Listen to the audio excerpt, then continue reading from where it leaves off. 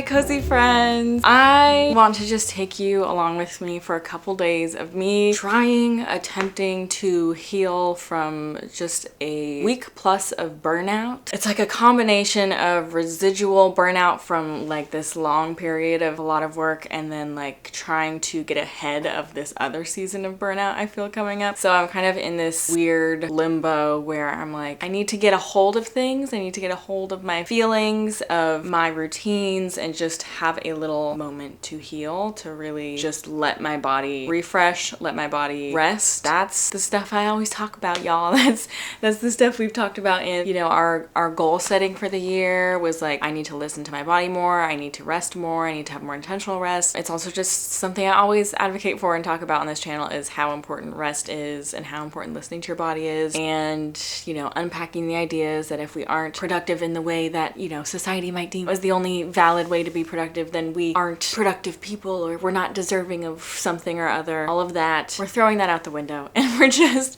resting so that we can heal from this season of burnout. For me, where this burnout came from was, I guess, the past year of going a little bit too ham. You know, I am a workaholic. Let me not claim that, okay? I have been drawn to tendencies of being a workaholic in my past, but I'm working on that actively, so I will not claim that title anymore. I will not claim being a workaholic, but those were my past tendencies. It's just another form of like avoiding emotions. It's another form of running from feelings, not processing feelings. It's another coping mechanism. It just is one that I think society values and accepts because you are quote unquote being productive, when really you're just running yourself to the ground so that you don't have to face whatever it is that you don't want to face internally. For me, it's not like I have these big internal demons to face or anything. It's just like simple things, you know, like what would I do with the free time that I have? Am I deserving of that free time? All of those, it's very simple things that like is hard for me to face, or like, who am I if not the like overachiever, super productive person? It's simple things like that that I personally deal with facing. I know for other people it can be more serious things, but that's what got me into the kind of like grind energy that I've had for basically, I don't know, the last like 5 to 8 years of my life. I want to rewrite that. I want to unlearn that. I don't want to claim that anymore. I want to step into a season of my life that's more healing, that's more rest based, it's more food for the soul based, and it's less output. And I think that we should all strive to do that, although it is definitely a privilege to be able to choose what you're putting your energy into. I luckily do have that privilege, so I am wielding it when I can, okay? When I have it, I'm going to wield it and not look back 20, 30 years down the line and be like, why was I working myself to the ground in my 20s when I could have been frolicking around having a lovely old time? So there was also this element of like, it was my first year doing content creation full time. I had left my legal job behind as a lawyer, and I was like, if I'm gonna be a content creator, I have to be the best content creator ever, because, you know, I just always had to be the best ever to be able to get to like the point of being a lawyer. Once I switched and realized my passions were in content creation, I was like, well, I have to apply the same logic. I don't. But I did for the first whole year, because I think it was just fear-based, and it was like, I have to succeed at this, otherwise what did I leave everything for? Or like, I have to succeed at this to be able to like sustain myself, which I totally didn't need to go as hard as I did to just like sustain myself. So now, a year later, I'm reflecting and I'm stepping back and I'm saying, I don't want to be that person whose whole life is work. Even when work is something you love, there's still work being something you love, and then there's just the thing that you love apart from work. And I was only doing this, and I didn't have any free time for the stuff that I actually do love to do for myself, that I make content about, you know what I mean? So I didn't have time to play games. I didn't have time to do hobbies for myself. And this year, realizing is something that I want to prioritize, at least on the same level as my work, because I love what I do, but if I only do that, the love for that's gonna dwindle, and I don't want that. So I want a little bit more balance. I hope that there's something that y'all can resonate, even if you're not a creator. Just like, how much are you balancing your personal life and your personal hobbies and your personal time with your work life, your career, even like family? I know a lot of women in particular consistently deprioritize themselves to prioritize their family, and just thinking about who you can look around to and ask for help, who you can kind of offload onto if possible, to be able to prioritize yourself a little bit more and not feel guilty about it, okay? Because you need it. You need it. You're not a machine. You're gonna like burn yourself to the ground and lose yourself along the way if you are constantly giving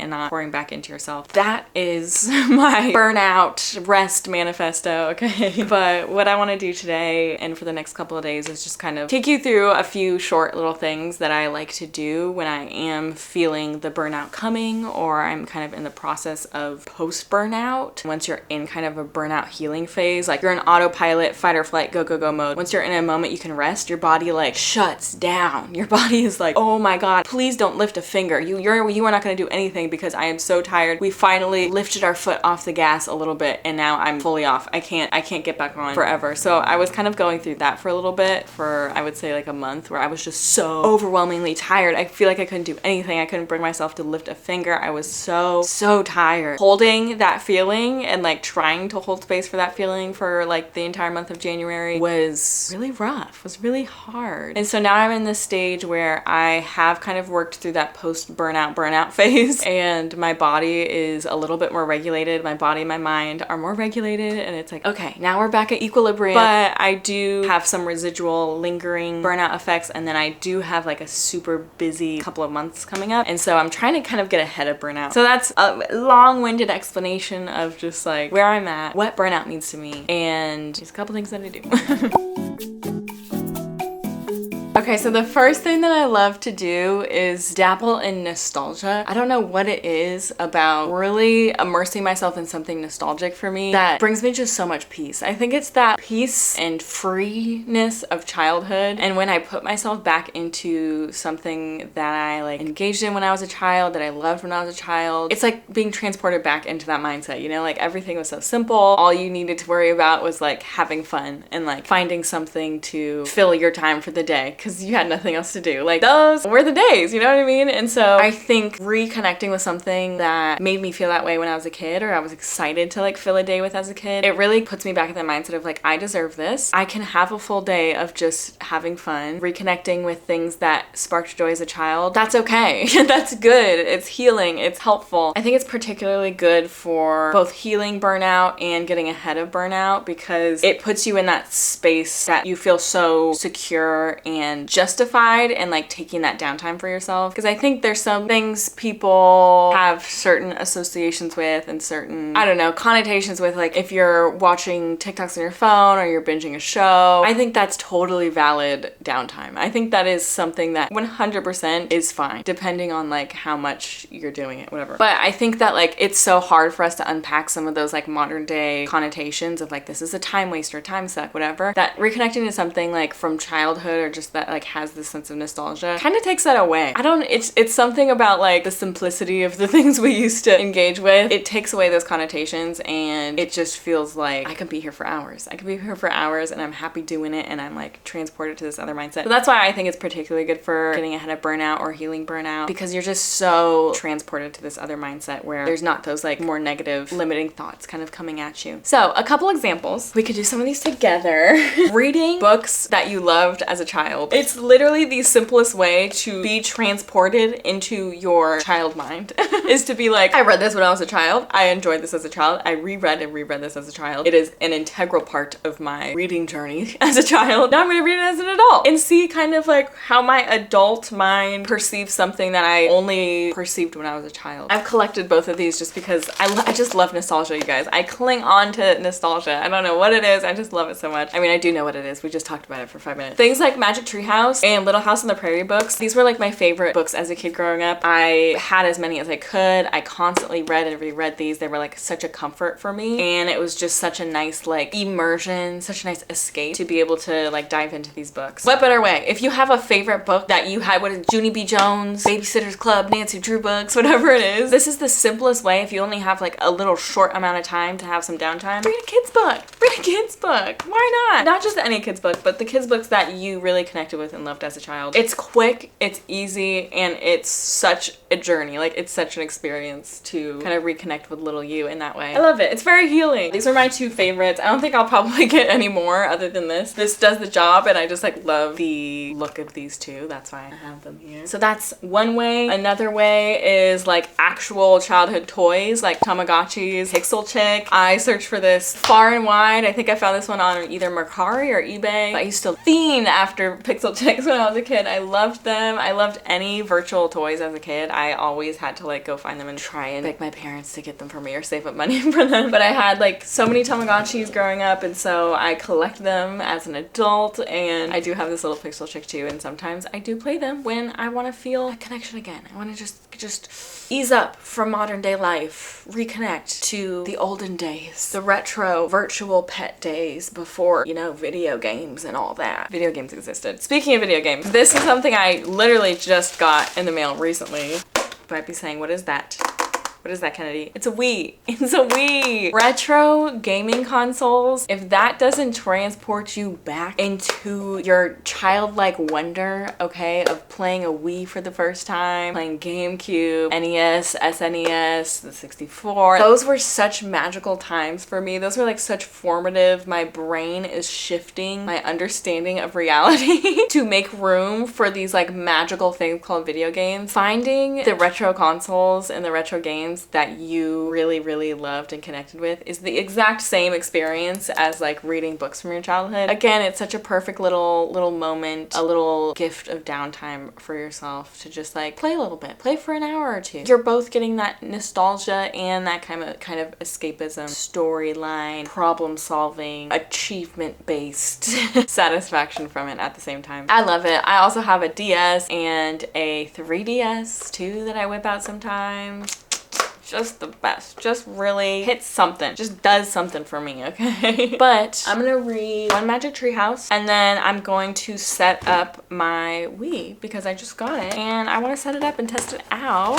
One of the games that came in this was this is hilarious. M&M's Kart Racing. I've never heard of that. It is Animal Crossing City Folk, and I have never played this Animal Crossing, and I'm so excited for it. I feel like this was not too loved in the Animal Crossing community, but I just have never played an Animal Crossing game on anything other than Switch and like a little bit on a what's called emulator of like the very first one. So I'm excited to try that. So let's go do that. Let's go do that. Come on. I don't know about y'all, but I just have like the funniest memories, just like the purest memories with the Wii. It was just like such a big thing at the time. Like for some reason, everyone got one. Was this had to be like pre-recession, right? Such a staple of childhood in the like late 2000s, 2010s. When did the Wii come out? 2006. It was pre-recession, you guys.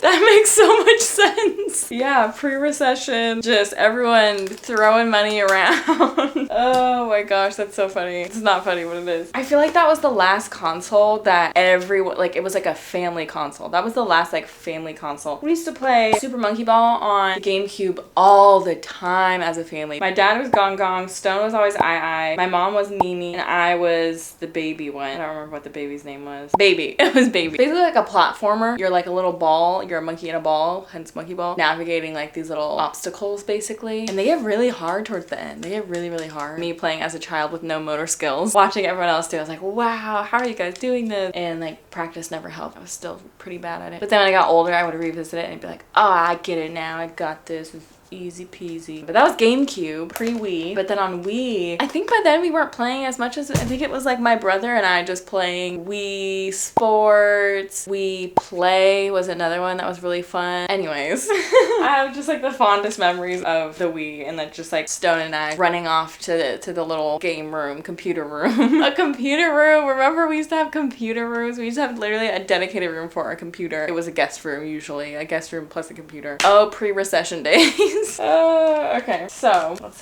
hook her up. Remember these? Remember these? I'm gonna line these puppies up. Let's see, y'all. Yay! Oh my gosh, yay! Look at that!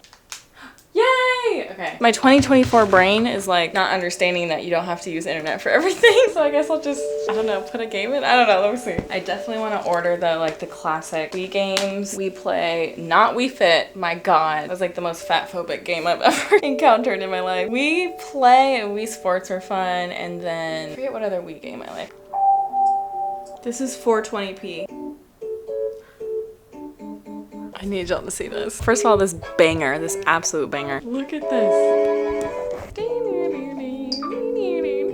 you see how just the unbridled joy that this brings me? Yay! Oh my gosh.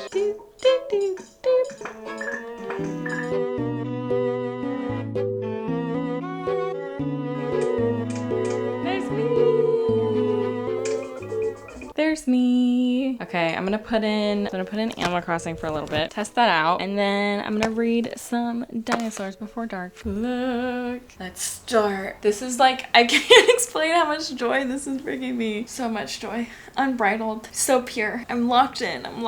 I saw this TikTok and it was this, I think he's a therapist, and he was talking about how like you might not have time to like do this thing that you love throughout the week because you're busy and you're a human, and then it comes time to have free time and be able to do the thing and you're like, I can't. I don't know why. I really want to, but I just like don't feel like it. Like I'm opening this game, I'm opening this book, I'm opening this like puzzle, I'm starting this hobby, and I just don't feel like doing it. Like it feels daunting. It feels like too much for my brain, so I'm just gonna like scroll on my phone or whatever. So I don't know if he was a counselor or therapist, I don't know. But he said that's just a thought. A thought doesn't have to be true. We have thoughts and that's okay, and they're coming from somewhere. So both try to like identify where it's coming from or like why that thought is happening, and then also just like hold the thought with you as you do the thing that you do want to do, because you do want to do it. And there's just this thought that you have of like, I want to do it. And if you really like dig deep and you find that you really don't want to do it and that thought is actually a feeling, then you can release yourself from that. You don't have to do it. You're not like shackled to these hobbies if you don't want to do them. If you actually don't want to do it, that's a different story. But if you know that you want to do it and for some reason you have this like mental block, just hold on to that thought. He was like, just carry it with you. Like put it to the side as you start the thing. And as you're sitting there just kind of observing the thought, let it sit there. Let it sit there as you go about playing the game, starting the puzzle, starting the book, and just kind of like ride along with it, you know? Go, okay.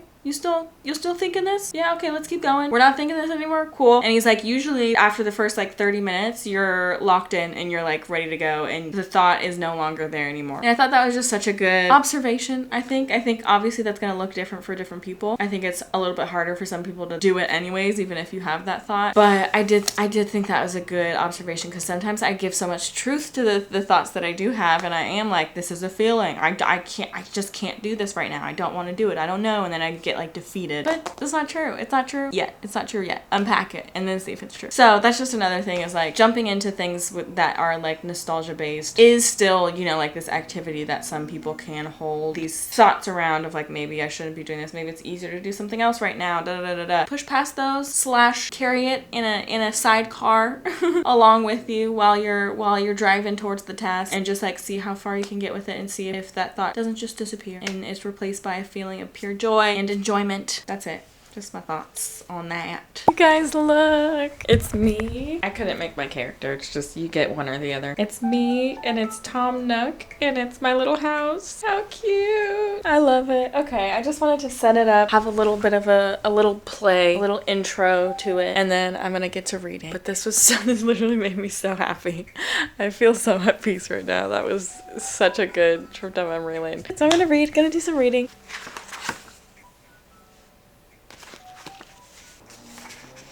It's just so funny, like the world you remember imagining as a child and like the experience you remember imagining as a child and reading it now. It just being so simplified, and like you realizing how much more detail and depth you need to be able to like world build in your head. Like this, I am world building in my head, but it's so different, the level of complexity. But like how as a kid you didn't need that much complexity. Your mind could just go, you were sucked in. So interesting.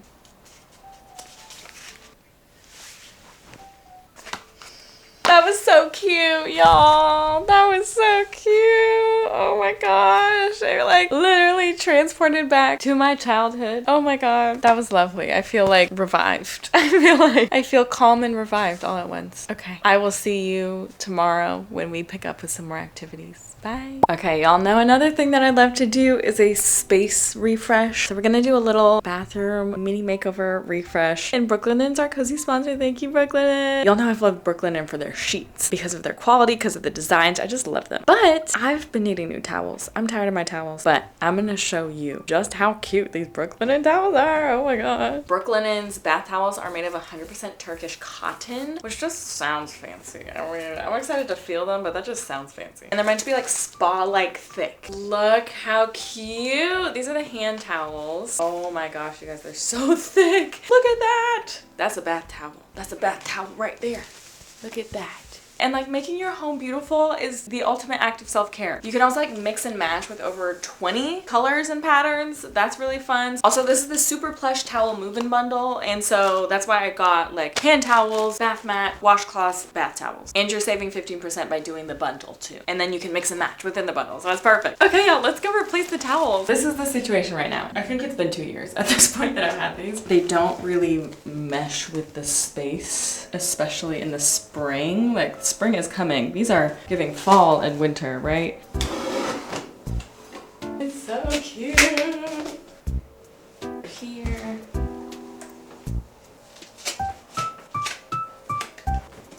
Here's the finished product. Look at that. So much more cohesive. Our little bath tray is very cute too. But Brooklinen's offering y'all a special discount. It's $20 off any order over $100. You can click the link in the description or use the code COZYK20. Thank you, Brooklinen. Good morning. So the next thing I like to do, or not the next, just another thing that I like to do is a easy task trademark. Big E, big T task. TM.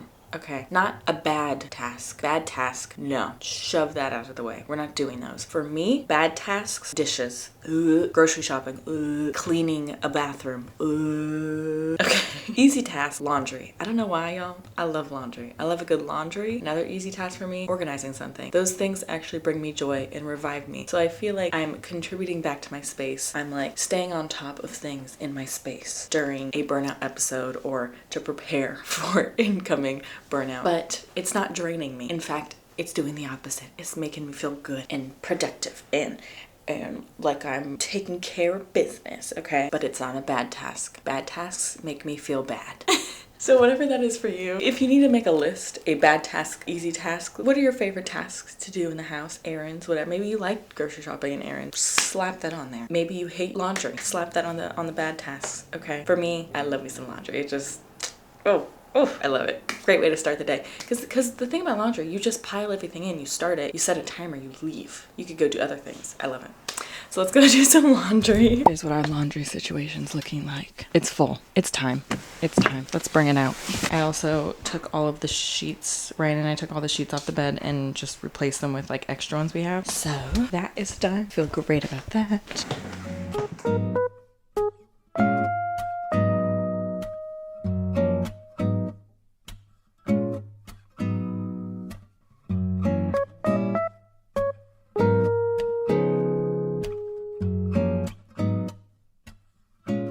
Tia, you overseeing the laundry? You a laundry overseer? Yeah, you're doing great. Careful, Sheila. Laundry monster's gonna get you. So now that the laundry is in, I'm feeling very clear of mind. My mind is clear of any lingering, I'm gonna have to like pick this back up later. I'm gonna have to make up for the time that I was resting my body and mind. One of the things that I like to do when I know that I'm feeling either burnt out or burnt out quickly approaching is asking for help. If you have people in your life that can help you with the bad tasks, okay, capital B, just a reminder. If you have people in your life that can help you with the bad tasks, please ask them to do those for you or help you with them, or just like, can you please for this period that I'm feeling a little overwhelmed, that I'm feeling like I need a freaking break, can you please just take these over? I think some of us who are like very much, I need to do everything in equal parts, you know, if you feel like you normally divide household tasks and you're like, okay, I do like half of the dishes and then like other people do the other half of the dishes, whatever, and you're like, if I don't do that, somebody's gonna, it's fine. It's gonna be okay. They're gonna be okay. And if you have healthy communication, which you should, they're gonna tell you, I can't do that this week because XYZ, or absolutely I can. You know what I mean? Like, it's all about communicating with each other about your capacities and things like that. So roommates, friends, partners, family, whoever it is, just communicate. Just communicate your needs. It doesn't come intuitively, I think, for a lot of us. We're just either do it ourselves kind of people, or we're like, I'm just gonna ignore that task is there and hope that people don't get mad at me for not doing it. And I think either or is not sustainable. So definitely just communicate. Just communicate. Everybody understands being in a state of burnout. As a friend, partner, family member, you would want to provide that for them, you know, when they're in that position. So trust that other people love and care and want to be there for you. That's my like burnout task advice. And like I said, knowing which tasks are easy tasks for you, are tasks that like fill the soul versus absolutely drain you. And that is what I won't be doing today at all. This weekend, really, at all. I will not be doing the dishes. I will not be doing any kind of errands. I refuse. So now that my tasks are done, I really like to get into complete head empty activities. That is when I feel like you truly heal. In burnout mode is when you can actually enter into brain off activity. I feel like it helps you process the feelings you've been having. I feel like it helps you get in touch with actually how you're feeling, because when you are in fight or flight, go mode, autopilot, you don't have time to sit there and like check in with yourself and see what you're feeling. So you enter this state where you finally can like connect with your mind and your body and listen to it. Also grant yourself that time of rest to truly like shut down. It's like your body is not a machine, but if it were a machine, you're going, and you need to shut down. You need to go into sleep mode sometimes. Like you know, my little computer needs to go in sleep mode every now and then. Otherwise it can't do its software updates, and it can't, I don't know, whatever pooters do when you shut them down. So your mind is a pooter too. Your mind is but a pooter, and it needs to shut down sometimes. So we are gonna do that today. I am in desperate need of that. One of the things I like to start off with is like a long shower or a bath. I haven't taken a bath in so long, since the freaking penguin, the black penguin bath bomb that scarred me, and I was scrubbing black dye out of the bathtub for months. The real ones, y'all were there with me for that, through that. But I'm ready. I've learned. Have I learned? I don't think so, because I'm still gonna use colorful dye, but now I know how to get rid of it. It's magic erasers that did the job, that did the trick. The magic erasers worked. So if the dye dies again, Mr. Clean will handle it for me. So I'm gonna start for the bath. That always puts me in like I am baby mode mentally, where I like fully shut down and I get really sleepy after, and it's like, you know, someone was swaddling you in the warmth of warm soapy liquid, and then I like to just like sit and decompress and do whatever hobby activity it is I like to do, but making sure it's like a brain off activity, which we'll talk about later. But let's start with breakfast and a bath. How good does that sound? Oh my god. Breakfast and a bath. Should I eat breakfast in the bath? I might. I'm gonna have some tea in the bath, that's for sure. Let's go. Come on.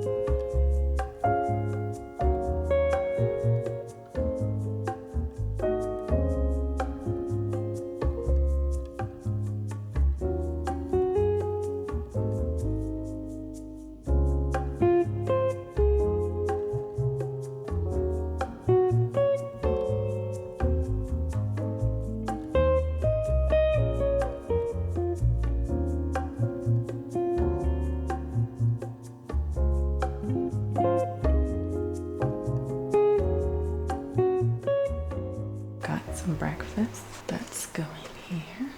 This is soap. It was the tomato soap. Now it looks kind of gross, but it is soap.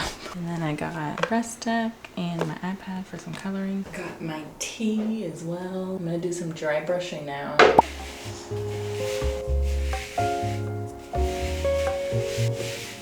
Dry brushing is done. I'm gonna pick a face mask from my collection. It looks good. Need a little moisture. Let's do that. Mask time. Oh, so floopy.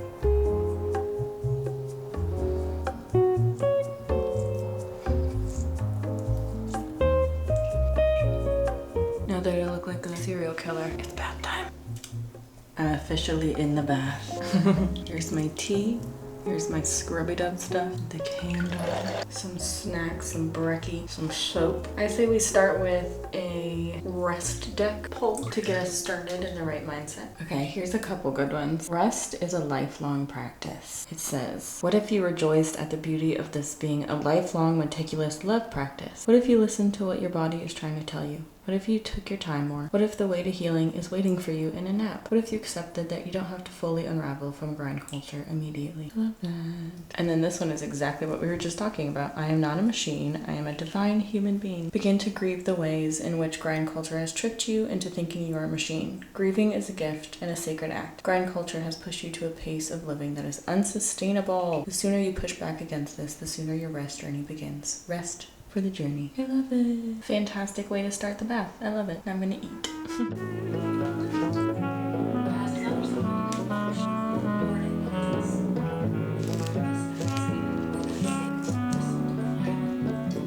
Oh, was trying to eat my oatmeal and it just kept getting on my face. But there's like oatmeal masks, you know, that's fine. Every time I take a bath, I'm like, I need to do this more. Baths are great. And then, you know, here we are, one every couple months. This one in particular has been nice. A morning bath with breakfast, just a quick one, little face mask on the weekends. I'm here for it. I'm here for it. Okay, I will catch you after the bath because I'm just gonna be lounging here for a long time. Okay, bye.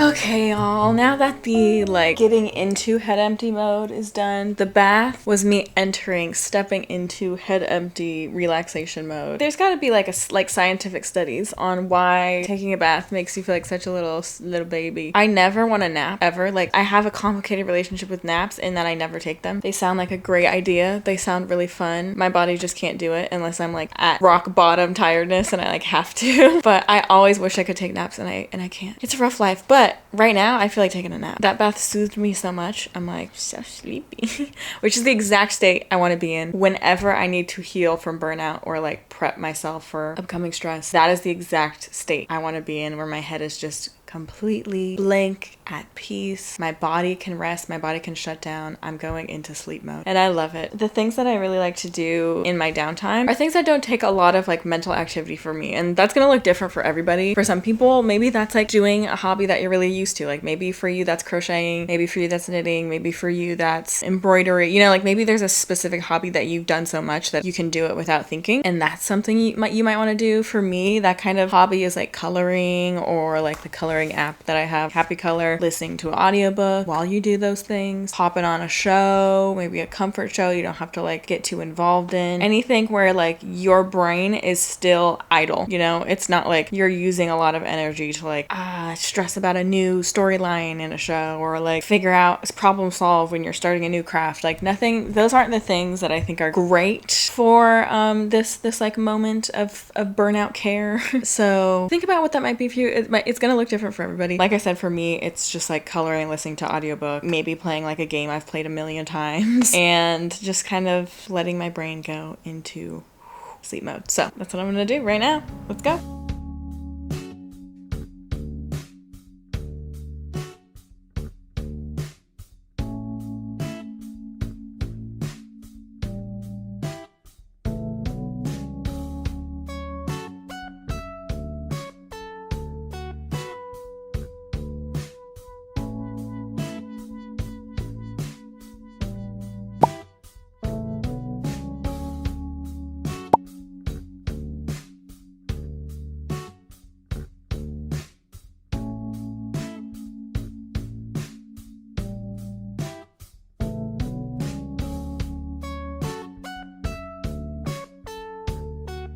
I made some rice cakes. Yay. You want to try one? They were really spicy, so I did half of the packet, and I did hoisin so that the sweet cuts the spice. I'm going. Yeah.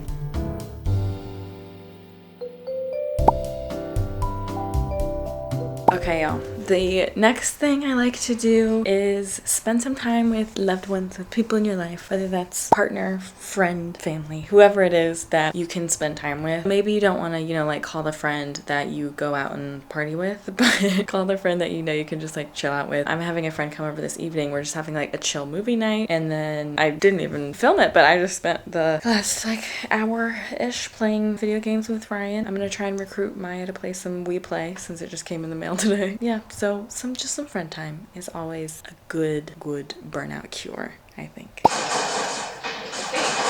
Oh, but don't hit yourself.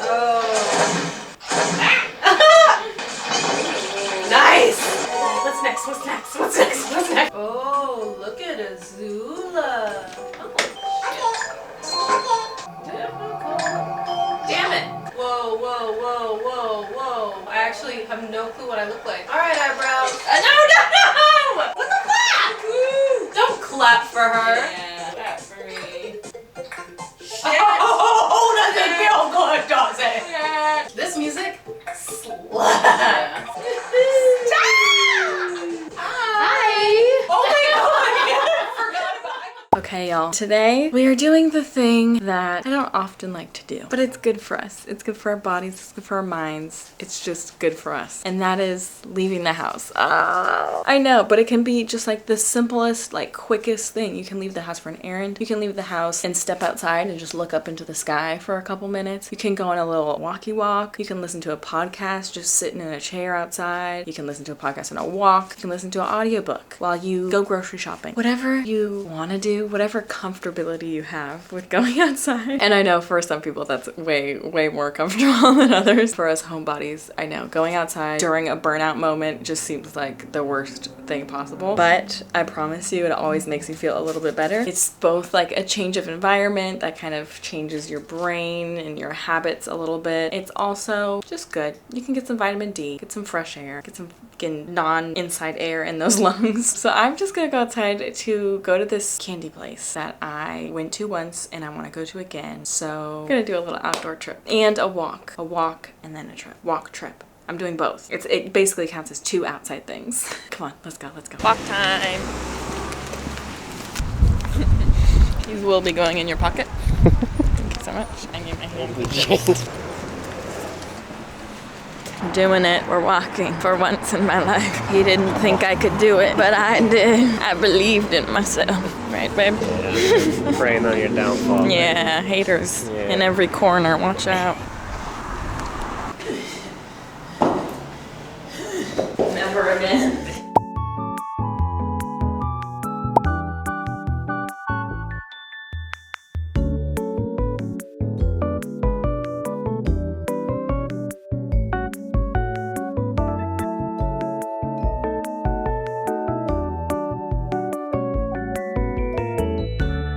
Sucker bee time! Taste test?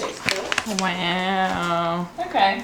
The regular Swedish fish, I don't know about. Here's one you haven't tried. Well, you know what? The best part about it was the rest of the sour stuff from the other candy. That stuck to it. Oh my god! Ah! That was the good one? Ah! I forgot about those. Tila, you wanna try? You wanna taste test? Yeah, do the Sheila taste test. You wanna sniff it? Okay, what's your rating, Tila? Oh, ooh, okay. Okay, Maya, you have to try the actual good one. This is good. Watermelon. That was a fun little trip. I feel revived. I feel renewed. Tried new things. Walked. Okay, y'all. Now that we've gone through all of the kind of floofy, more lighthearted activities and things that I like to do to address burnout, to either heal from it or prevent it, the last thing I want to talk about is the kind of like crawling out of burnout method that I like to use. I've seen therapists on TikTok talk about this being kind of a good method for crawling out of burnout, and that is when you are at the point of burnout, because there are definitely stages of burnout. There's like, I'm feeling it and I feel it coming on, but I could still do my tasks at hand. There's the like, I am struggling so much to do the tasks at hand, but I can still do them because I know that I have to. And then there's the point of burnout that's like the hardest to crawl out of, and that is just, I literally cannot lift a finger. I can't. I know that I have to, but I cannot. I have nothing left in me, and I actually just stopped caring about the fact that I do have to get these things done because I know that I can't, and I just simply can't be bothered. Like, I just can't care anymore. I can't bring up the energy to care. And that's kind of like the end stage of burnout that is really difficult to crawl out of. And even if you do crawl out of not being able to do your daily tasks and like you are able to do your daily tasks again, you still have lingering effects of burnout for like years. It can be years to heal from that. So those are the different stages of burnout. But when you are in kind of one of these stages down here where you just can't do your tasks anymore and you are also attempting all of these other things we talked about in the video and really really giving yourself intentional rest, both sedentary rest and rest in movement and activities that you like to do and that make you happy. While you're trying those things, one thing you can do is slowly adding back pieces of your routine. So if one day you're like, I cannot do anything, try taking just a shower. Try looking at your email inbox, not going through it. Just try looking at it. Try making yourself food. Try doing the dishes. Just try one thing. Starting off, just try one thing, and each day try to do that one thing. And when you get to the point where you're like, I can do this one thing every day, add a new thing the next time. When you feel like that is maybe not easy for you to do, but when you feel like it's part of your routine again to do that one thing, that's when you then add on a second thing. And if for you that takes a day and you're like, okay, today I was able to do this, tomorrow I'm able to do 2 things, the next day I'm able to do 3 things, that's great. If it takes a week, that's great. If you 1 week you're able to do 1 thing, the next week you're able to do 2 things, that's great. If it takes months, whatever it is, slowly adding back in pieces of your routine is what can help pull you out of burnout, because you are retraining your brain basically to be able to make room for these tasks again, because your brain is in this space where it's like, no, you worked too hard. I can't do anything anymore. So we're not doing anything. And I'm not giving you any energy or serotonin or anything to do anything. So if you show your brain by just pushing yourself a little bit to do 1 task a day, you're kind of relearning. It's like baby steps, you know, you're relearning your routine, and then you're also relearning your routine in a way that's still making room for meaningful rest. I am not a therapist. I'm not a mental health expert. Don't,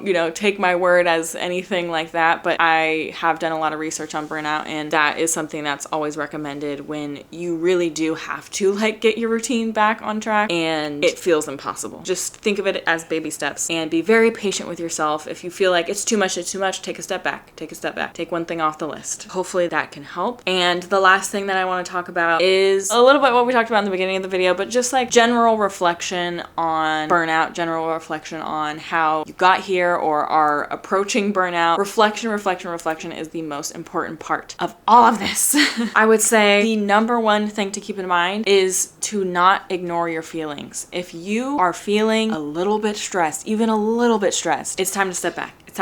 If 2 days in a row you feel stress, you feel your bodily cortisol high, you feel tense, if you feel the signs of stress, look inward in your mind, look in your body, listen to your body for all the signs of stress that it gives you. Are your muscles tense? Are you getting headaches? Are you getting chronically sick? Do you keep getting sick from just, seasonal flus? Is your attention span not as great? And I don't mean in a spicy brain way, where it's permanent. I mean, are you genuinely not able to sit and focus on a task in whatever your equilibrium is? Is that affected? Are you not sleeping as well? Are you grinding your teeth? Are you clenching your jaw? Are you getting irritable at people, at yourself? Are you inviting more negative self-talk in than you normally would? All of these things are signs of stress. Knowing what stress looks like for you and your body and your mind is so important in life. It's so important in my life, and those are things I've had to learn over time, and they look different over time as well for me. The stress that I used to have, in law school looks totally different than the stress that I have now with content creation and this career and stuff. So I've had to kind of adjust that in different seasons and stages of my life, and I've had to reflect on what that stress does look like. But the most important thing is to not ignore those signs. Reflect on them, acknowledge them, write them out if you have to, and say, these are my signals in my body and mind that I am stressed, and do not ignore them. As soon as you feel them, that's when you need to start addressing your stress and changing things in your life and changing things in your habits and your practices and how you're treating yourself to address the stress. Because it's when you do ignore those signs that it does turn into full-on burnout. You might start up here and the stress might just be stress, and it's just a little bit of stress, but stress is a signal that burnout is coming. And then burnout is a signal that more serious things are coming that are a lot harder to pull yourself out of than it is to pull yourself out of burnout, or it is to just pull yourself out of stress. It gets harder the deeper you go down, and the more you ignore your feelings, and the more you kind of double down on whatever routine it is that's bringing you the stress in the first place. Some more things to reflect on as well are the stressors in your life in your control, or are they out of your control? And that's a really big one for me, and has been different at different parts of my life. A couple years back when I was in law school, the stressors were out of my control, and that's when I knew I had to change things surrounding those stressors to kind of make room for those stressors. So if it's out of your control, you have to accommodate your routines around that stress, or you have to make difficult decisions about your life, whether it's your job, whether it's people in your life, whatever it is that is out of your control technically, you have to make difficult decisions about that and say, I have to remove myself from these people. I have to remove myself from this living situation. I have to remove myself from this job. Difficult decisions sometimes have to be made if that stressor is actually out of your control. And then if the stressor is out of your control, but how you're perceiving that stressor is what's giving you that stress, that's another thing. So that then is in your control, right? So like if your job is your stressor, but you are adding the stress to the job by maybe hyper focusing on something that you don't need to be hyper focusing on, taking on more than you need to because you're trying to achieve something specific at your job, entertaining kind of intrusive thoughts that you might be having about people are mad at me, somebody doesn't like the work I did, all of those things. That used to be something I went through, is just having stressful thoughts about my work when that was not based in reality, if that makes sense. So in that case, that was in my control, and it wasn't necessarily that I had to leave this job. It was that I had to change my mindset around this job. This is the bucket of when it is out of your control, just considerations of how you might have to make difficult decisions to change that stressor. The other thing to reflect on is when the stressor is in your control. So that involves unlearning, so much unlearning. Lots of unlearning and lots of asking yourself why. Reflecting on why you do things. Why do you not allow yourself to rest? Why do you push yourself so hard at work? Why do you not feel worthy of rest? Lots of asking really tough questions to yourself. Do you need to see a therapist to be able to like unpack and unlearn these things? Can you do it yourself? Can you do it with a friend? Lots to unpack with yourself. And definitely diving into like childhood things. Did you only get praise for your accomplishments and your overachieving nature in childhood? Did you get yelled at when you were relaxing around the house? Thinking about those things and how they might affect how you view rest is vital in changing your pattern moving forward so that you don't end up on the same cycle of burnout. Because say you go through all of this work to heal and reset and prevent burnout or bounce back after burnout, and you're happy, you're good, you're ready to go, but you still have these underlying causes that cause you to get to the burnout place in the first place. You need to address those and you need to unlearn those things. And that's something that I'm still doing, you guys. I am still doing this. This is not me coming from a place of like, I am the expert and you have to do this because I did. No, this is something I am still struggling with and still unlearning. And 100% my stressors are in my control. I am self-employed, and so 100% of my stressors are in my control. So that has been rough to kind of grapple with because I have to meet myself. I have to put a mirror up to myself and tell myself some really hard truths and lots of tough pills to swallow, let me tell you, about my views on rest, my views on my self-worth, and why I feel like my only value is overachieving. So that's just something I want everybody to reflect on as much as possible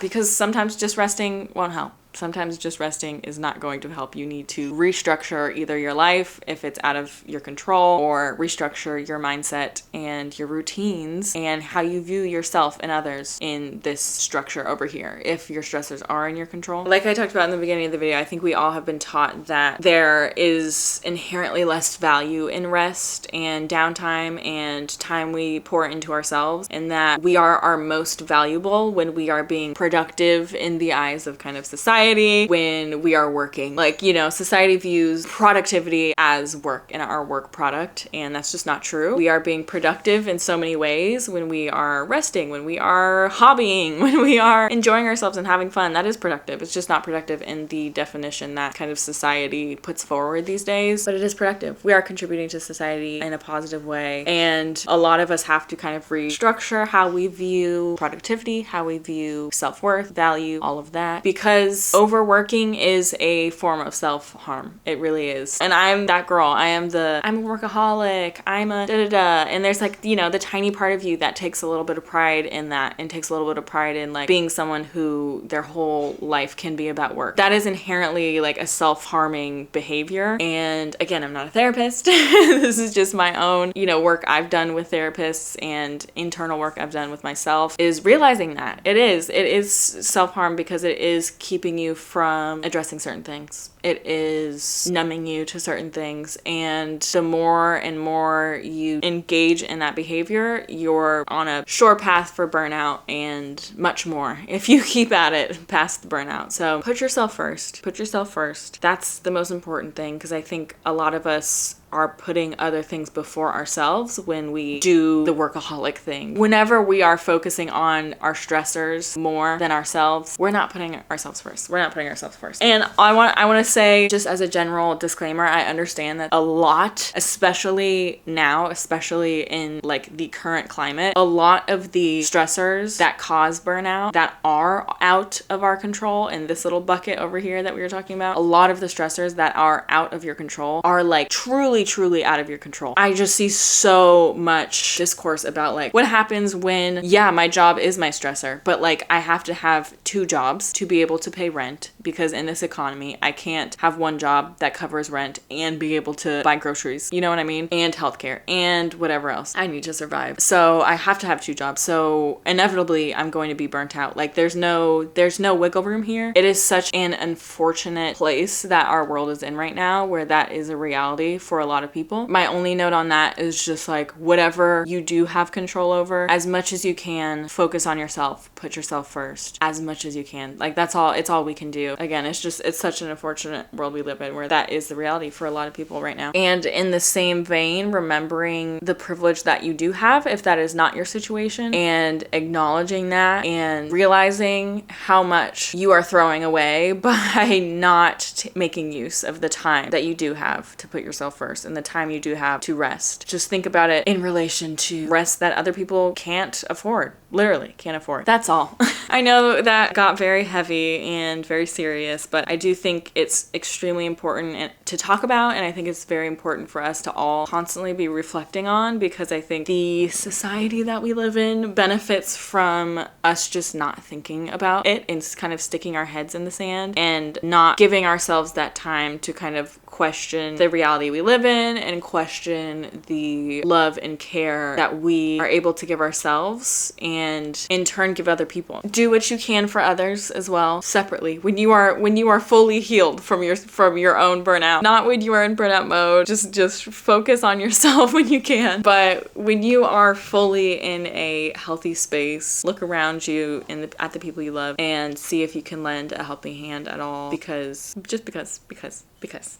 again, I know that got very heavy. At the end of the day, reflect, give yourself rest, focus on the things that bring you joy, so much joy. Dig deep within and learn what makes you happy. Learn what brings you the utmost euphoria and peace, and focus on that. Bring that into your day-to-day life as much as you possibly can. Meaningful rest, and rejecting the notion that we have to contribute something to the workforce to be productive members of society. You are a productive member of society just for existing and just for prioritizing yourself and those around you and being creative and being your true self. Okay, please get some rest. I love you. Stay cozy. Bye. Don't forget to check out Brooklinen and use code CozyK20.